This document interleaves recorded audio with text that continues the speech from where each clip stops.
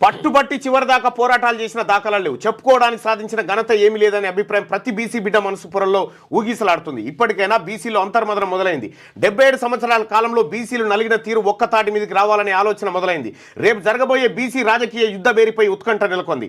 అందరి చూపు ఆ సభ సక్సెస్ పైనే ఉంది. ఫిబ్రవరి 2 హన్మకొండ జిల్లా కేంద్రంలో జరిగే బీసీ రాజకీయ యుద్ధ బేరి హలో బీసీ చలో వరంగల్ సభ ఎమ్మెల్సీ తీన్మార్ మల్లన్ ఆధ్వర్యంలో జరగనున్నది. ప్రధానంగా అన్ని బీసీ కుల సంఘాలు ఏకం కావాలి అని సభలో పాల్గొనాలని ప్రయత్నాలు చేస్తున్నారు. సభలో ప్రధానమైన డిమాండ్లు ఒకటి, స్థానిక సంస్థల్లో 42% రిజర్వేషన్ కల్పించాలి.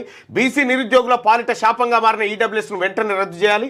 బీసీల రక్షణ కోసం అట్రాసిటీ చట్టం తీసుకురావాలని, బీసీ విద్యార్థులకు పూర్తి ఫీజు రియంబర్స్మెంట్ చెల్లించాలి, చేతి కుల వృత్తి పరిశ్రమలను గుర్తించాలని ప్రధాన ఎజెండాలో ఈ సభ జరగనుంది. గడిచింది ఇకనైనా బీసీలు ఏకం కావాలని అన్ని కులాలు మదన పడుతున్నట్టు చర్చ హన్మకొండ జిల్లా కేంద్రంలో నడుస్తున్నది. రాష్ట్ర